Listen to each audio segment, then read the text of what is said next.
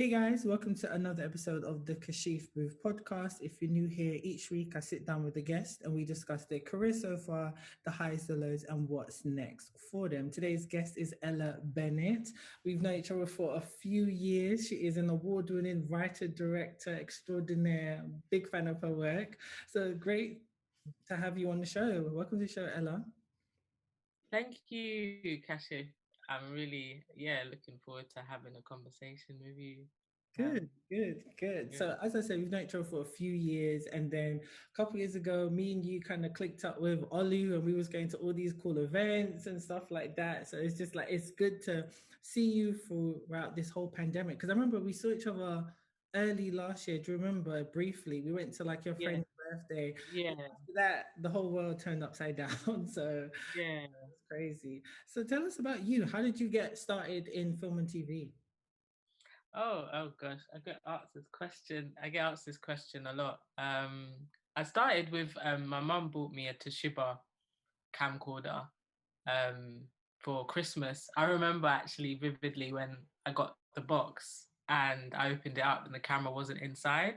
So my mum and my mum's family, like our family friend, they both had to go and like get the actual camera because they've been sold the camera without the actual they've sold the camera kit without the actual camera inside.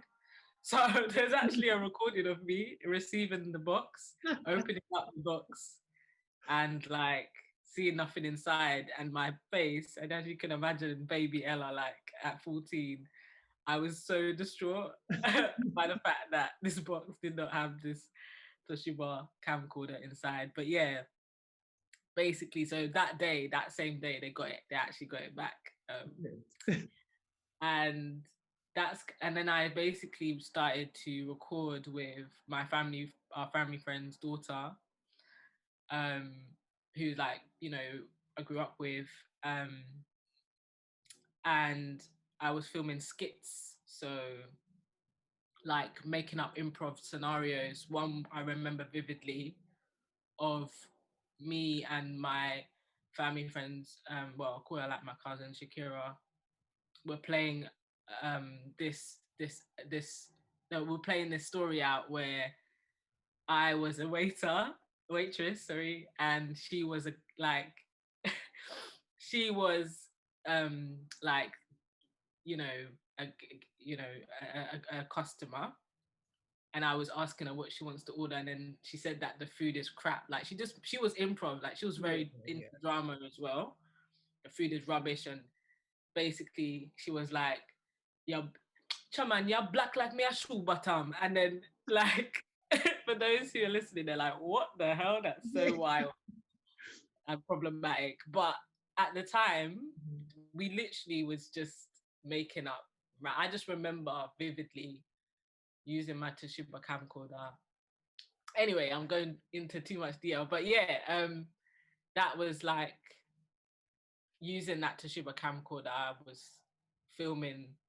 I remember I used to randomly do tennis in secondary school in like year 8, and I just filmed my friends in tennis up in Dulwich, um, West Dulwich, and then I would use it for like school as well. I filmed like some of the sports days with it, and then basically one of the sports days that I filmed on with this camera. I think it was a Toshiba camera or a Samsung. I moved up to a 50 quid Samsung camera. Them days where you could take pictures and record. And I based no, it was with the Toshiba. Basically, I was filming the relay race, like 100-meter sprint, and I dropped.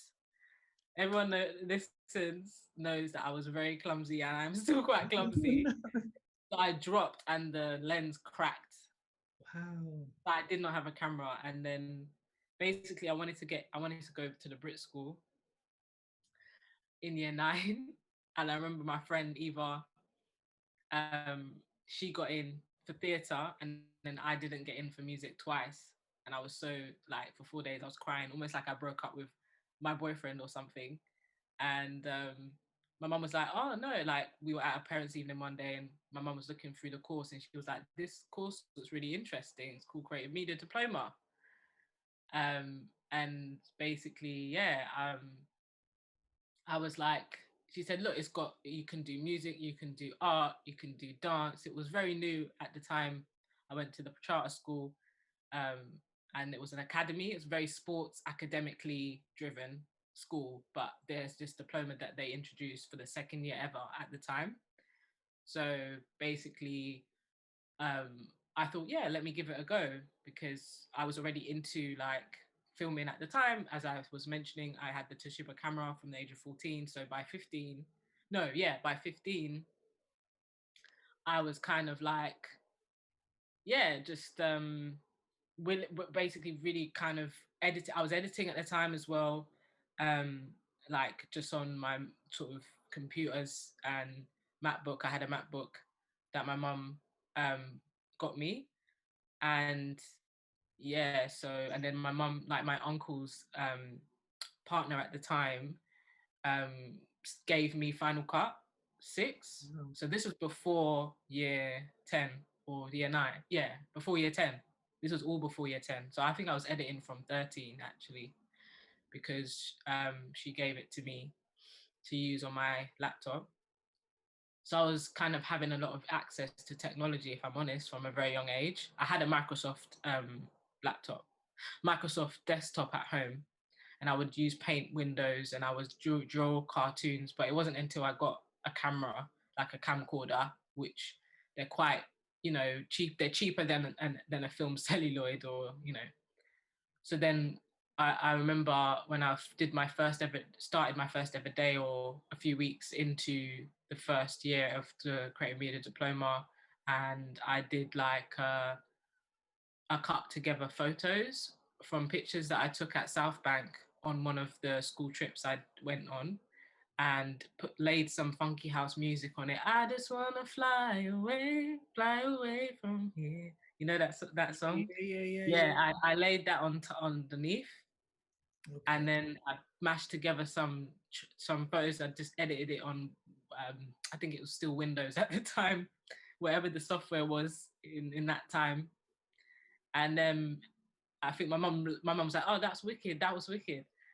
And then yeah, and then I think from the final year, 15 to 16, I think it was, I did my first we all had to do a final major project. You could do a music festival within the school. You could do anything you wanted, make something. And we had a teaching assistant at the time on this course, who asked me what purpose means to me, like what story has purpose, basically. And then I just started researching documentaries, and I just remember watching a documentary about gun and knife crime in South, and then having there been subtitles, and I would question, why is there subtitles? I can understand what they're saying.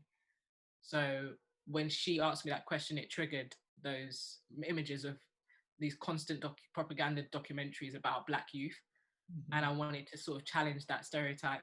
So over the summer, I basically went around Southwark and filmed and interviewed um, people from South London, Southwark estates, and general public and youth leaders, youth workers, about this conversation of living on a council estate.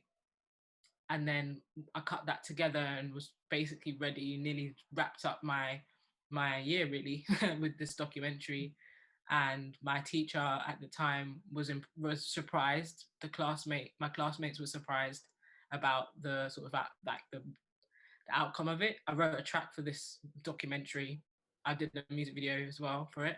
Wow. And that's what then triggered the reaction, triggered me wanting to go to the Brit school again, but this time for media. And then yeah, and I got in, um, and that was kind of the start of the journey, I would say. I've heard your journey before, and I love hearing it all the time because you've been doing this for like ages, from when you were a teenager. Like, and that's what I love about it, because people, some people start when they're at university or college, or maybe as an adult. You've been doing this for so long, and I've never asked you, and I'd love to know, like, where did your inspiration come from? Like, where did your passion for being a filmmaker, a creative, where did it come from? That's That's a good question. I honestly couldn't tell you. I guess I was, you know, when it says it takes a village to raise a child, maybe that element. I've just been, you know, I grew up on a council estate for 16 years of my life, and my mum, you know, grew me up. She was a single parent, but we had amazing neighbors. God bless neighbors who are from Ghana, and they, you know, contributed hugely to my life as a child. But I also went to play scheme every summer, and that was to be like a movie.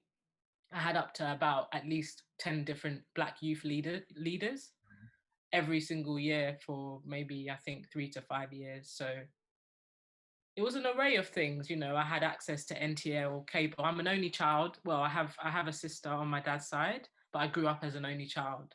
So you know, I was a bit spoiled. I'm not gonna lie. And my mum didn't, you know, my mum raised me well, obviously with manners, but in terms of what I was able to get, you know, I guess, I mean, there's not just me, I'm not just isolated, but what I guess what I'm getting at was I had a computer. I knew about AOL dial-up when like some people around me didn't, right? And I guess also NTL, I watched a lot of Cartoon Network, like, and then I used to draw whatever I saw on Cartoon Network. Like this, remember cable was new, right? So it was quite overwhelming compared to someone like Martin Scorsese, who would have to physically go to the cinema to watch films hardly, you know. That era is a lot different to being just introduced to NTL cable.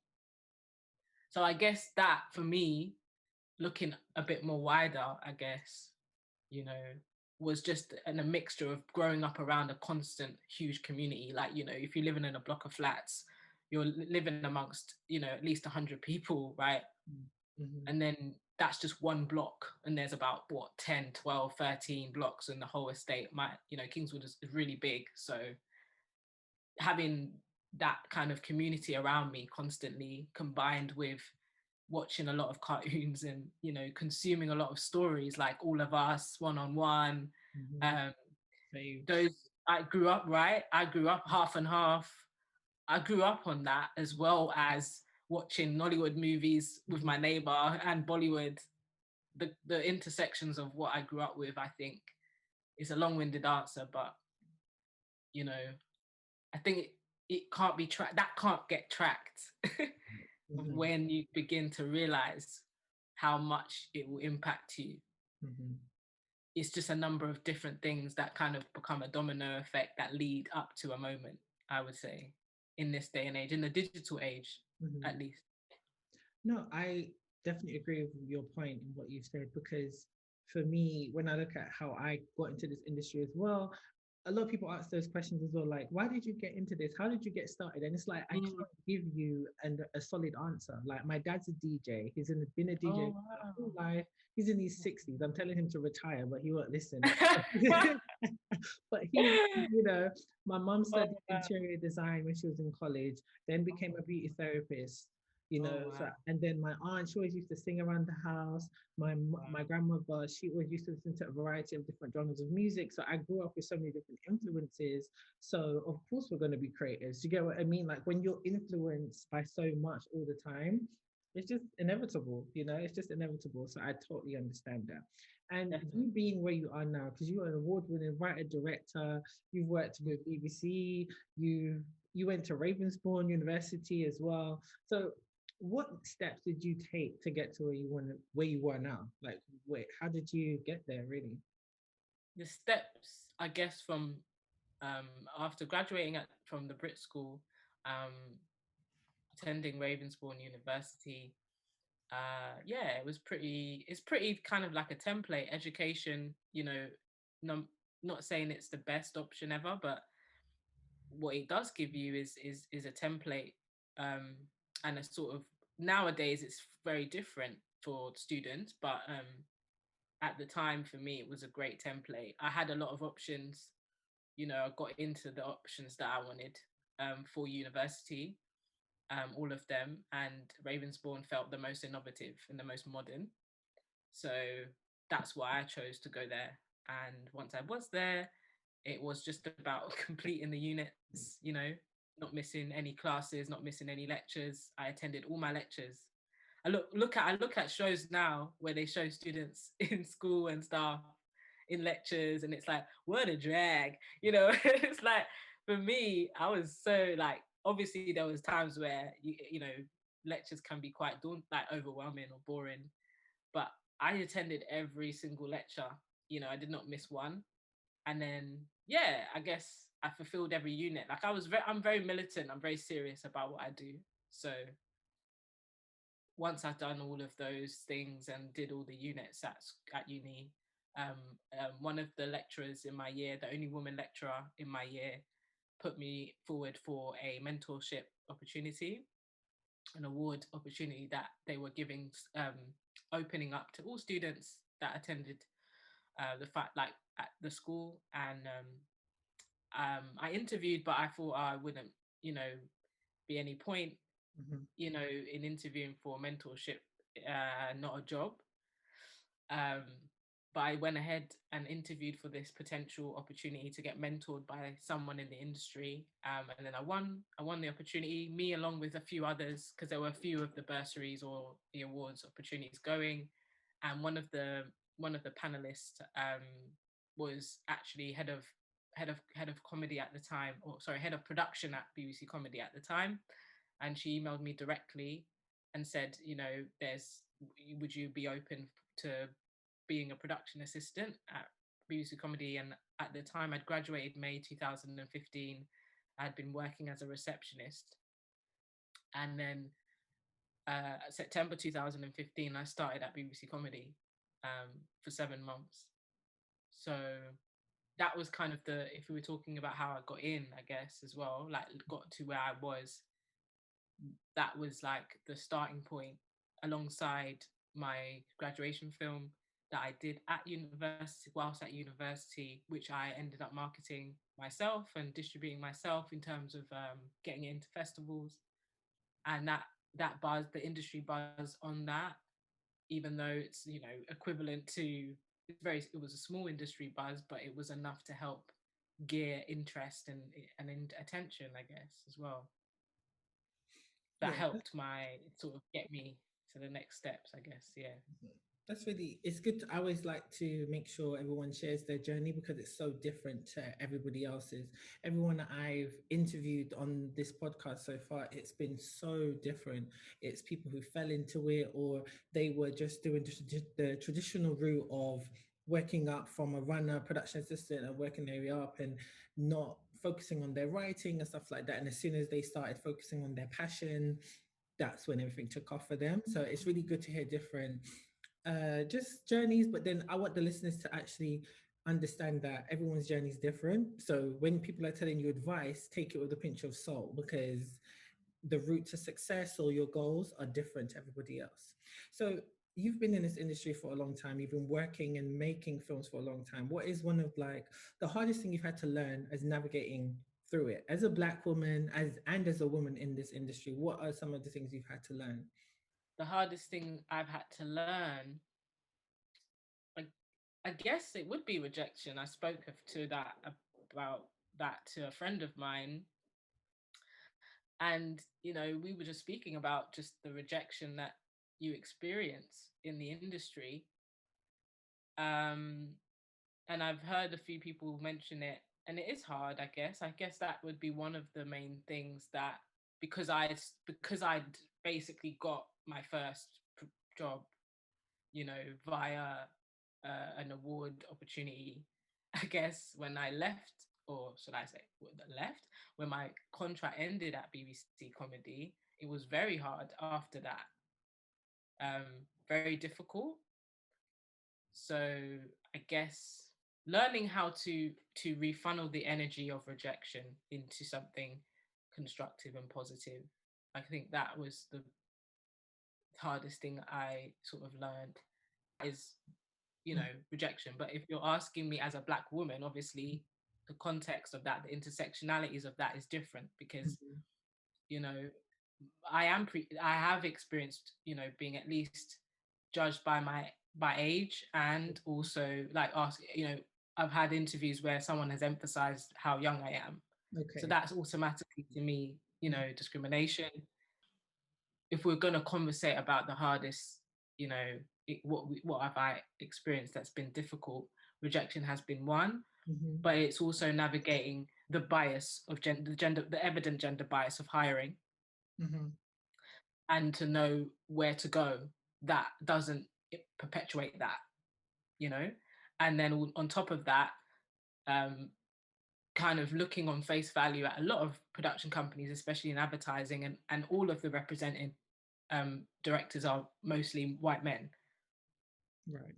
So it's not necessarily inviting for anyone to see that, right? You know, who've just come out of university, who is from marginalized groups. That is evident, you know, because there's steps to it. There's steps and stages, you know, within your career that yes, you will experience rejection, but what's the context of that rejection? You'll never know because you never get given that feedback. So Mm-hmm. you're always kind of hitting a glass wall, you know, because especially if you get an opportunity once and then, you know, and then it doesn't happen again, that rejection can even be even more difficult if I'm talking objectively.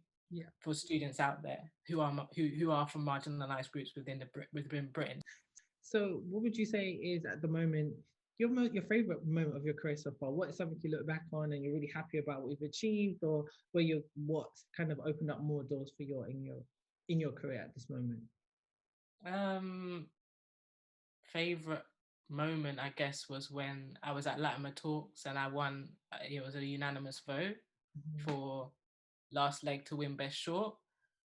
You know, I went to an award ceremony later on, like after that scenario, and I was writing a script on the day of winning Best Short for at the London Independent Film Festival, and I was late to pick up my award for that. um, but when I was at Latimer Talks, I was not expecting to win, I guess, and I hadn't experienced being judged by people. I'd been just used to going to film festivals and handing it into like a blank screen, not seeing the people. But when you see the people who are voting, or you see the person that's judging your work and awards it, it's a very personal experience. So I would say that that was a defining moment because the audience at that event, compared to quite a few of the others that I had been to, were Black. It was majority Black people in the room, Black creatives in the room that I still know to this day, and that was 5-6 years ago. Um, some I met at the event that came up to me personally that I speak to today, um, and yeah, it was a defining moment, I guess, because it shifted my network, it grew my network hugely, um, in a way that I felt great about, because it was, yeah, other Black creatives that, you know, in their numbers as well, the amount of us is huge. There's quite a lot of us, so to be able to get connected to them at that time, when I was 18 and I was actually going to the Berlin Festival at that time, it was just, yeah, refreshing to see Black creatives that were, I think Sebastian Dill was there as well, and I grew up watching his stuff on YouTube. So when I saw him there in person, I was like, whoa, I know your work. Like, you know, if it was the same energy I would have, or that, okay, say the same energy someone would have for Spike Lee, I have for Sebastian Phil, you know, uh, or Quason Matthews, you know, those are the sort of YouTube I grew up on, as well as everything else. Do you know what I mean? So when I saw him there, I was like, wow, it felt like, to me, full circle, because I remember watching their stuff and wanting to work with them one day, you know, because it felt closer than something like Hollywood, you know. So I guess, yeah, it was very intimate for me. I was crying, and it's the only ever time I've cried to when I've won something. I've never cried since, ever since winning that. Whenever I've won anything again, it's never been that compared to that. Especially when Mo Ali, you know, hugged me as well. One of the directors that voted for my film, hugged me whilst I was crying. I was like, I can't believe this. Like I'd won an Oscar, literally. Anyone would have thought I'd won an Oscar the way I was acting. It was actually hilarious. But it really meant something because it was community. To me, that's what really did mean something. Yeah, defining. Favorite as well, because everyone was just so cool as well. It was really relaxed vibe. The losers took it well as well.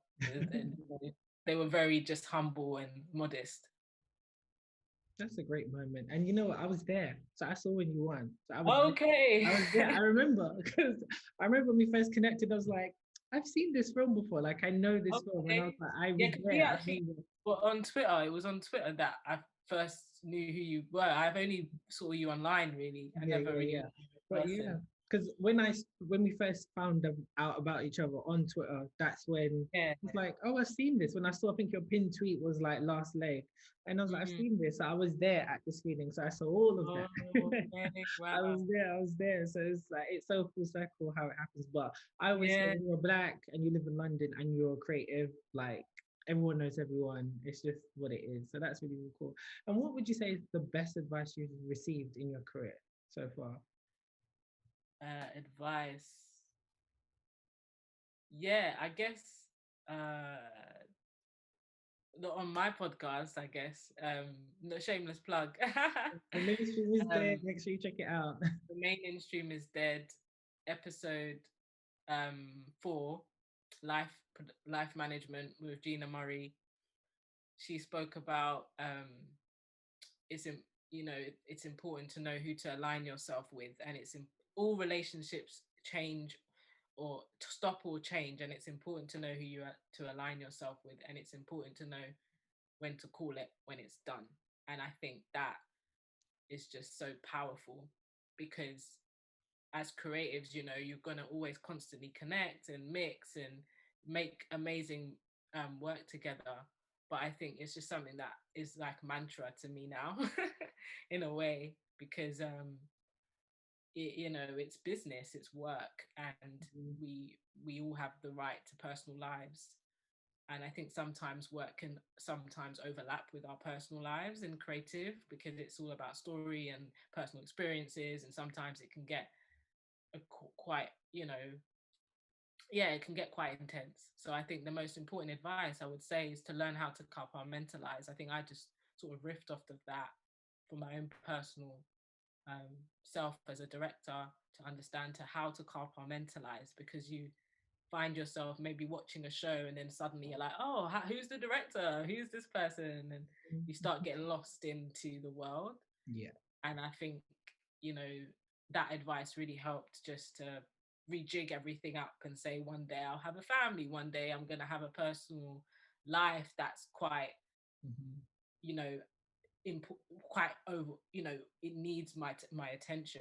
Yeah. And I think that's where I'm at in my life as well. It might be just projecting personal sort of stage in my life as well, I guess, of just learning how to distinguish my boundaries as well as a director, working in this industry, because the hours can be long and they easily can go beyond what's fair for anyone's mental health as well. So it's not saying it's I've scrutinized anyone that works 12 hours a day. I'm not dismissing that. It's just more just about knowing when to call it when it's done. Like, okay, this is not working for me. I need to voice that and speak up for myself. Because otherwise you'll just end up giving so much of yourself creatively, I think. I think that's really good advice because sometimes as creatives, a lot of the time it's just go, go, go, go, go. And you need to take a step back, reevaluate your life and relook at smell the roses sometimes as well, smell the roses at the end of the day. And I totally understand what you mean. It's so funny. We're kind of in a similar time as well in our lives because I started to make sure that I started to meet people outside of the industry. Like all of my friends do what we do. You you know, you're gonna have a meeting, the next minute you're hanging out socially, which is fine and it sounds cool, but it's Yeah. like sometimes I just want to meet up with friends and Yeah. we're gonna have some fun. And that's what I started to do. And I told Jensen that you need to just break away from it, rest your mind, rest your mind. But I totally get that. That's really good advice. I really like the way it was put together as well. So what's next? I mean, I'm seeing you're doing great things. You're now a lecturer. Can you tell us more about that? It's amazing. You know how proud I am. Oh, Ella, Oh, it was killing it. thank you. Yeah, no, it's great. It's I'm